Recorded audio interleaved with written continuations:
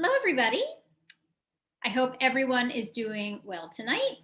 We are just going to give this a little bit of time until everyone tunes in. It always takes a little bit of time for people to sort of find us. And so we'll just wait until, we get a small audience. I know a lot of you watch this after we've done the session, so that's terrific. If you can't ever tune in for office hours, just know that we do post all of them on YouTube after they happen. So, while you won't have the opportunity to ask your questions live if you aren't here, while I'm doing this live, you certainly will have the opportunity to see what other questions other people ask. And, of course, I always try to throw in as many tidbits that I know will be useful for everybody, just because we certainly know what is going on in all the admissions cycles pertaining to medicine and even college, actually, as they happen. So just to introduce myself, for those of you who don't know me, my name is Dr. Jessica Friedman. I am a physician, and I am the founder and chair of MedEdits Medical Admissions. And we assist students who are applying to BSMD programs, who are applying to medical school, both osteopathic, allopathic, and offshore. And we help students who are applying for residency programs in all specialties in medicine. And we definitely work with students who go to, let's say, Caribbean medical schools, who go to top US medical schools, and including international medical graduates, non-US citizens who are seeking residency. And then we also assist students who are looking to get fellowships. So students who are current residents who are looking to subspecialize. So if all of you can just post your questions, we are happy to answer any questions that you might have about any medical admissions processes. And that includes BSMD, and that also includes college. I definitely, just by being in this industry for such a long time, I'm certainly learning more and more about the college admissions process, even though I was never on a college admissions committee. I have only served on medical school and residency admissions committees. But, it's interesting how the different admissions systems, how they differ, really. Even applying to college, then to med school, then to residency, then to fellowship, things kind of get more narrow as you get more specialized. So, it's really fun, frankly, to work with students through the continuum of medical education. Okay, so let's get started. So if a secondary prompt has a 2,000 word limit, in your opinion, what would be the minimum written? Okay, so right now is secondary essay season for our medical school applicants.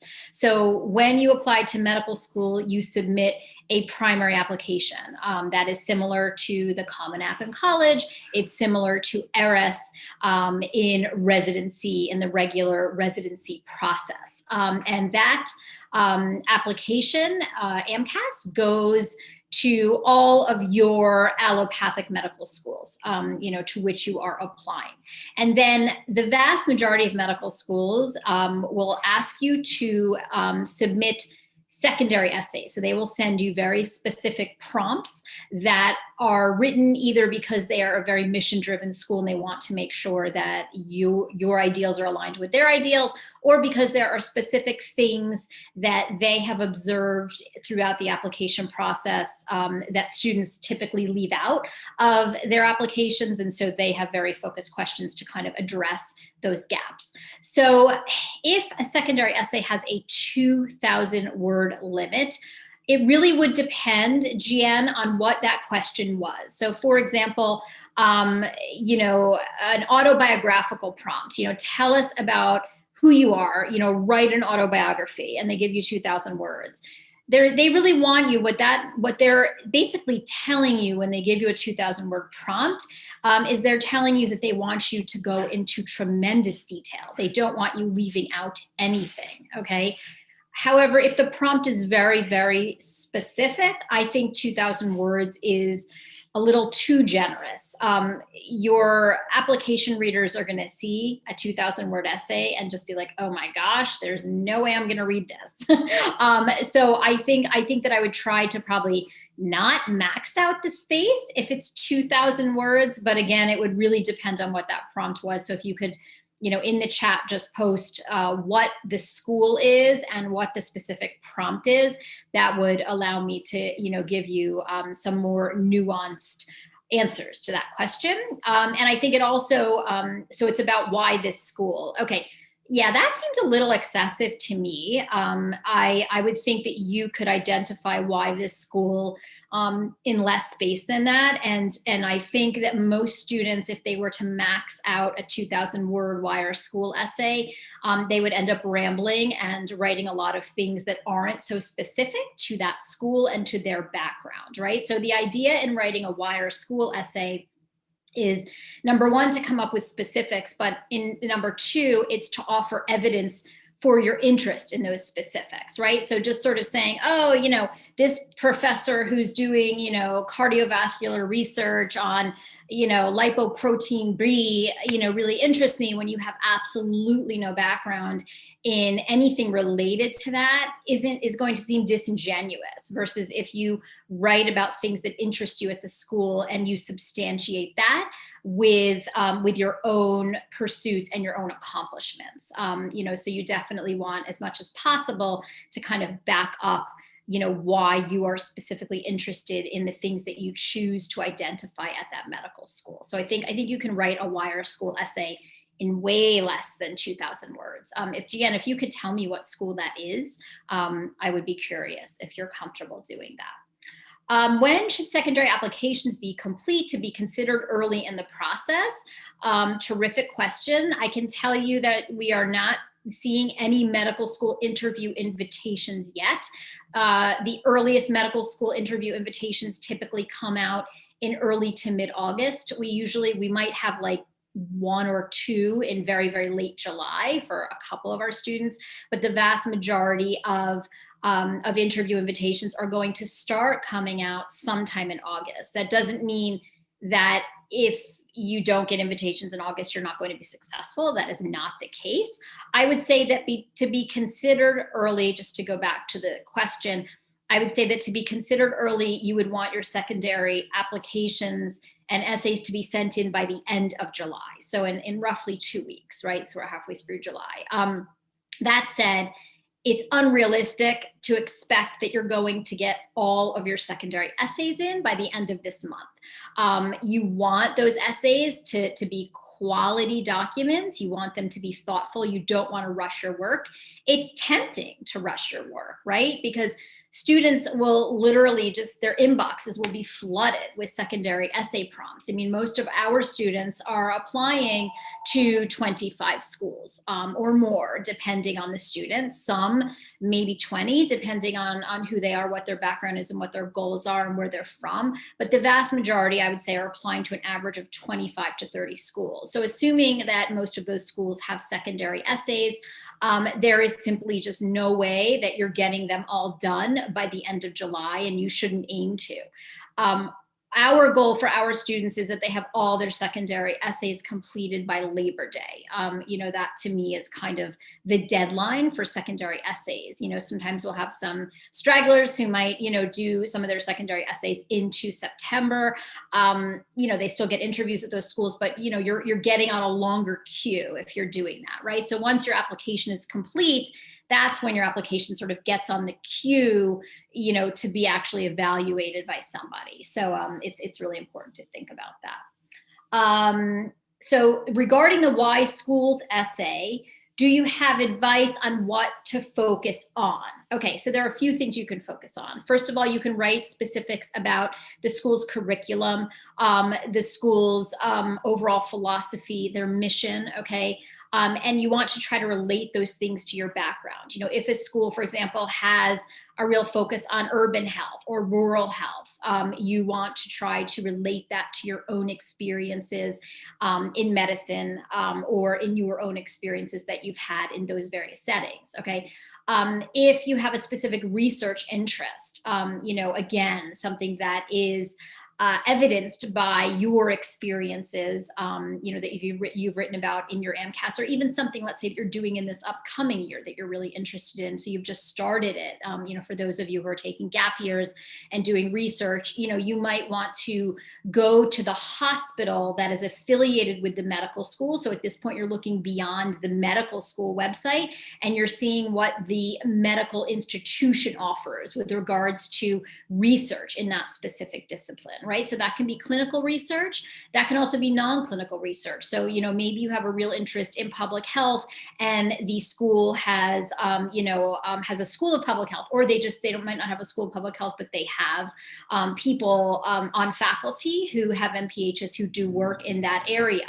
You might want to, look up some of those people, find out what work they're doing, and specify how you might want to get involved. Of course, you can also look at various organizations, both within the medical school as well as within the hospital, right? So when you're part of a medical school, you're moving beyond just being part of a school, right? So it's not like college, right? You're now part of a bigger medical community and a bigger medical institution. So we really encourage our students to try to look beyond just what the medical school offers. And of course, look at the word limit that is allowed by the medical school. So if a school, let's say, just has a 200 word limit, they don't want a lot of information from you. So that can almost be a bulleted type of response, a very, in phrases versus the 2,000 word limit, right? They're expecting you to go on forever and ever, so also use those word limits as guides for how much information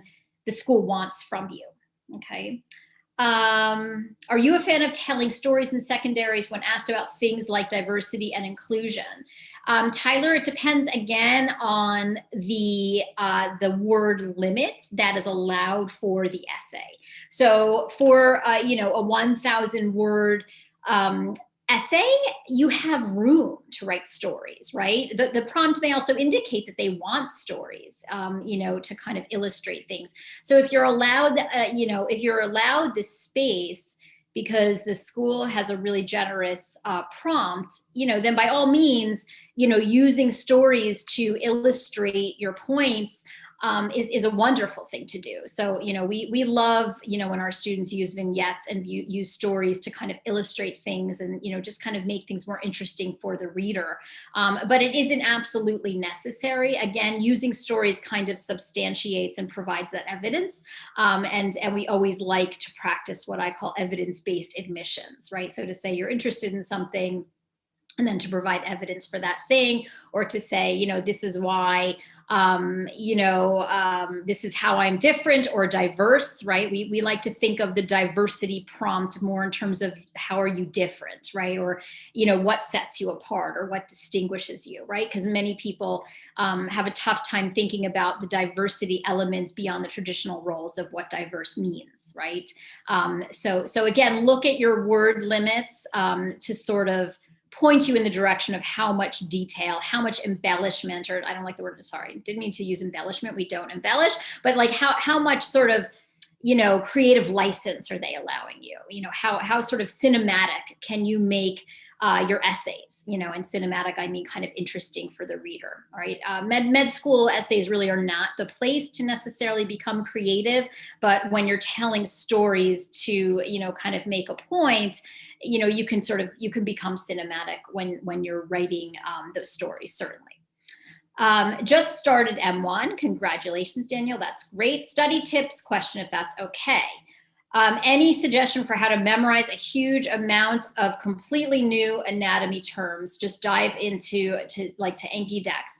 Honestly, I am not the study expert. That is not my niche. But you bring up a good point. I should find a faculty member who maybe can really assist our students on that, sort of in that realm. I would say to use those study techniques that have worked for you in the past. So if you have made it to medical school, unless you are, part of a BSMD program that didn't, make you take the MCAT and you kind of avoided that, you have already memorized, massive amounts of material in order to get to where you are if you're starting medical school. So just like when students say, well, how should I study for the MCAT? And we always say, well, how did you study for your SAT and your ACT? How have you studied for other standardized tests? Whatever has worked in the past is going to work in the future. So I think that's, that's sort of logical, and maybe pretty basic. Okay, is there a disadvantage applying to medical school from a small liberal arts college such as Swarthmore compared to a large research university? No, absolutely not. Swarthmore is an outstanding college, and the smaller liberal arts colleges are actually quite well known among the medical schools. So, the small liberal arts schools, Williams, Swarthmore, Amherst, Haverford, all of them, they do very, very well in the medical school admissions processes. And I think some of them actually, depending on the school, some of those students, maybe percentage-wise, those schools are getting more students, frankly, into competitive medical schools than some of the larger, more research based, universities. And that's because the smaller schools, you tend to have more access to professors. You tend to get more personalized teaching. You also tend to have better pre-med advising, right? So certainly any academic institution, any academic medical institution is going to know quite well those prestigious smaller liberal arts colleges. I'm sure when you tell some people who maybe aren't kind of in the world of education that you go to Swarthmore, they say, what's that? But when you're talking to a medical audience and you're talking to medical educators, everybody knows what Swarthmore is, and they know what all of the other kind of top-notch liberal arts colleges are. So that's a good question. If I know current students or alums and have talked to them about the school, can I mention the name in the secondary essays, or would that be a bit odd? Generally speaking, name dropping doesn't really help. Unlike college, med school admissions is a pretty pure admissions process. It's one of the reasons that I like it so much. People aren't really getting in based on connections, based on big donations, based on legacy factors. Are there sometimes courtesy interviews? Absolutely, that definitely happens in medical school admissions. But once you've kind of crossed the threshold and you've made it to the medical school admissions office for your interview, at that point, you need to have what it takes. I really know a very, very few people who have gotten into medical school, based on something other than really having the academic aptitude to be there. Now, does that mean that, like, if you're an outstanding student, you've done everything and your parent is on faculty at a certain medical school versus another student who's done all the same things as you have done, and you're equally competitive? Is the person who maybe has the parent on faculty going to get in over you? Maybe, but it doesn't happen in the same sort of way that, legacy donation, legacy admissions happens in the college process. So, okay. How do you find shadowing opportunities as a pre-med? Okay, first of all, with regards to shadowing, and I feel like I see this during a lot of office hours, don't spend a ton of time shadowing, okay? It used to be that students would collect, hundreds of hours of shadowing, and shadowing is still extremely important because you want exposure to the medical field. You want diverse exposure. You want to understand how different specialties in medicine are practiced in different settings. But shadowing is a very passive activity. And for years, I just would always say to my students, don't shadow forever and ever. I know you're going to get so bored with this. And once something is boring, the learning usually stops at that point, right? So the best way to find doctors to shadow is to call doctors, right? So, wherever you are, if you're living in a certain city, if you're, in school in a certain town or a certain city, just call doctors, explain, I'm a pre-med student, I'm really interested in pediatrics. I was wondering if I could come shadow you in your office, literally, you should be, kind of cold calling people. If you are in school, if you are, in college currently, an undergraduate, I'm sure if you go to your pre-med office or you go to your career office, there could be some local opportunities as well, and formal programs that incorporate shadowing as part of those programs.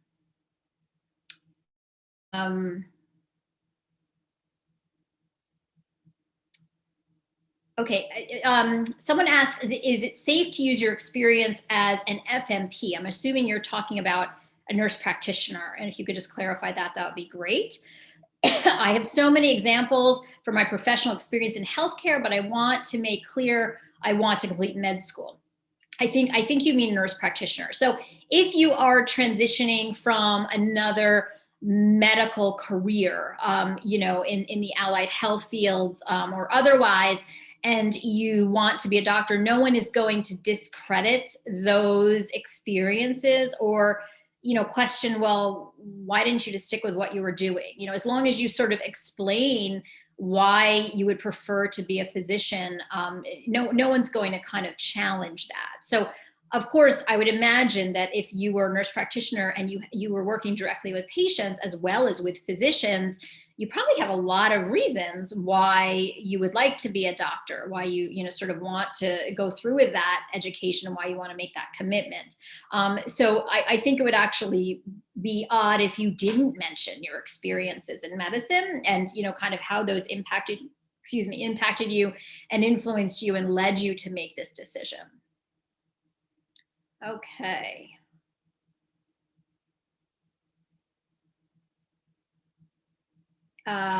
Is 3 years graduate in med school? Med school is traditionally 4 years. There are a couple of 3-year programs. I think that's what you mean. Does COVID make certain specialties less or more competitive? Not really.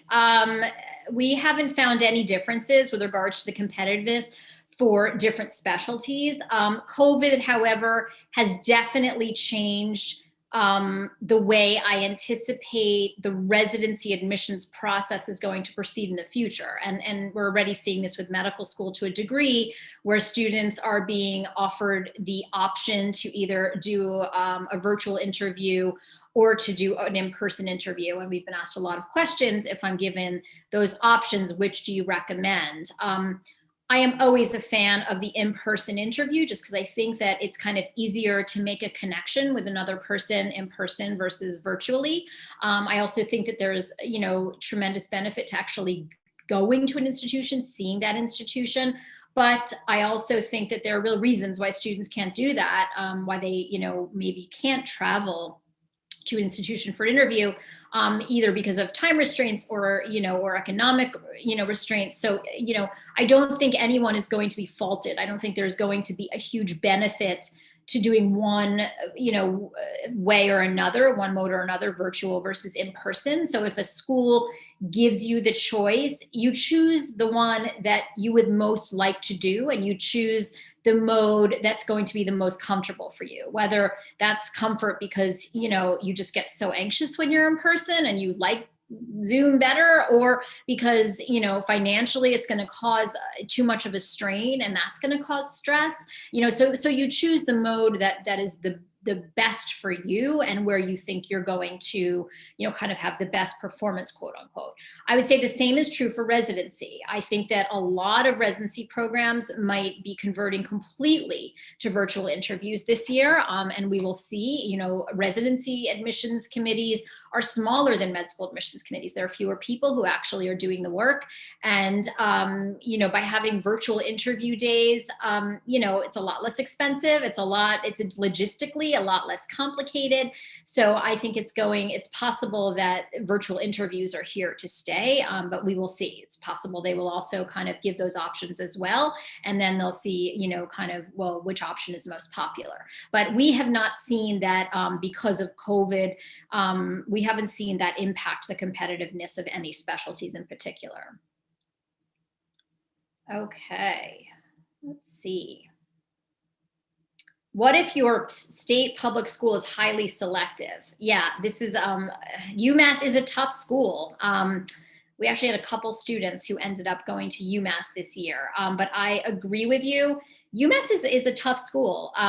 If you're from a state where you don't have a lot of state medical schools, and the one that you do have is a competitive school, then you just have to apply broadly to private schools that take mostly out-of-state applicants, as well as to those state medical schools that take a large percentage of out-of-state applicants. You know, and obviously the financial burden is greater when you are going to either a public school where you're out of state or to a private school.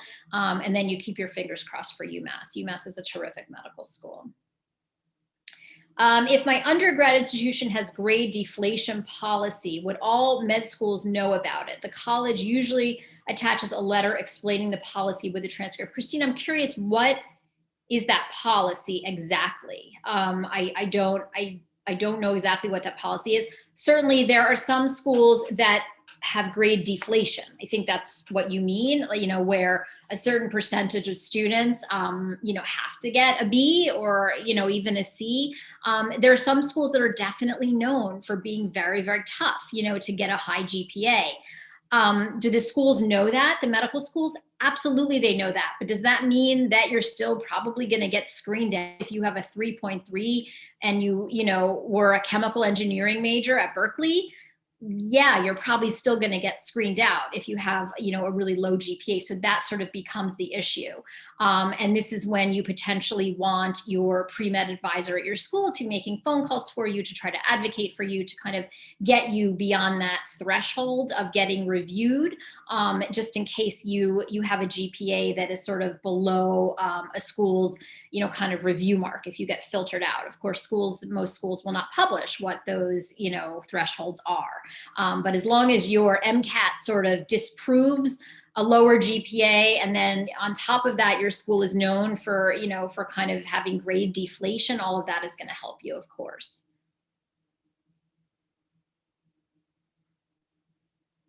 Christine, I think I addressed your question. I'm curious, again, if you could just type in the chat what you mean by a grade deflation policy. And if you're comfortable, if you could also let me know what college that is, I'd be curious to know as well, just because we certainly see with our students, because we work with students from, you know, obviously, you know, we've worked with students from just about every, you know, college in the country, you know, over the past, you know, 10 plus years. So we kind of have an idea of which colleges certainly have grade deflation and which do not. So the policy states that mean grade issued to courses cannot be over 3.3. That's really interesting. If you could if you're not comfortable typing in the chat what that school is, if you could email me info@mededits.com and just let me know, I'd be really curious to know that. And, you know, if let's say it's a state medical school like Berkeley or something of that nature, and you're applying to California schools, you know, they know. You know, if you're a Berkeley student, let's say applying to, you know, I don't know, someplace that it isn't necessarily so common for a California resident to be applying to, they may not know. But oh, it's Wellesley. Interesting. Okay, so what I would do, I didn't know that about Wellesley. Thank you.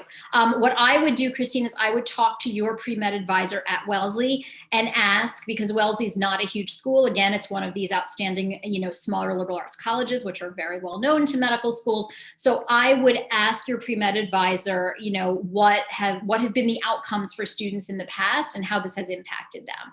So it's possible that, you know, Wellesley probably has some good relationships with specific medical schools. And those medical schools know, okay, we know that we can't screen out any Wellesley student because we know they have a grade deflation policy, and that they, you know, that the mean of any given class has to be a 3.33. So it's possible that they review all of those applications for their grades, you know, independent of other applications. So I would definitely talk to your pre-med advisor at your school. He or she is going to definitely, you know, kind of know what the norms are for applicants from Wellesley specifically. And that brings up another point. It's really important, you know, even if you're working with a private advisor, like even if you're working with us, you know, we advise all our students, you know, you need to have good relationships with your pre-med advisors at your undergraduate colleges, you know, because they have information that no one else is going to have. And, you know, they're also going to be the ones to advocate for you. So it's really important, you know, to always kind of, you know, keep that a very positive working relationship.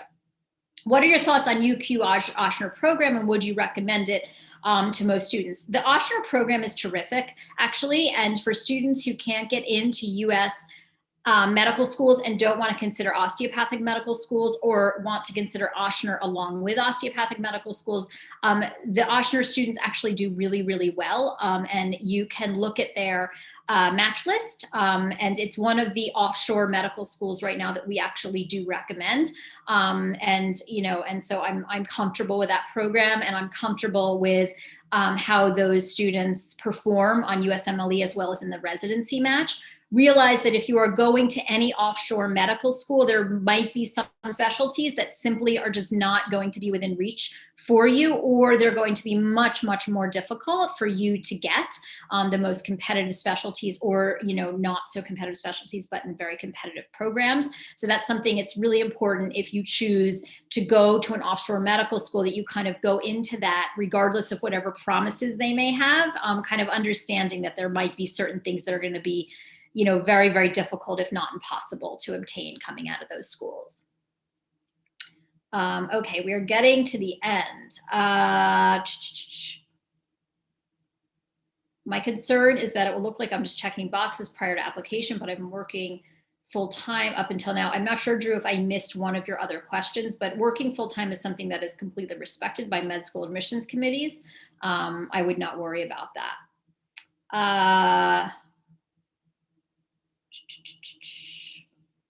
What is a good way to describe AMSA pre-SOMA involvement? If you weren't a very active member, is it worth including in your activities? And generally speaking, if you were just a member of something like AMSA and you didn't really make any kind of significant impact and didn't really have any real meaning to you, that's usually an activity that we're not going to recommend you include. And we also discourage students from filling in all 15 spots on an AMCAS application, or on an ERIS application. You don't have those limits. It's best not to include things that are just kind of filler if you didn't really have an impact.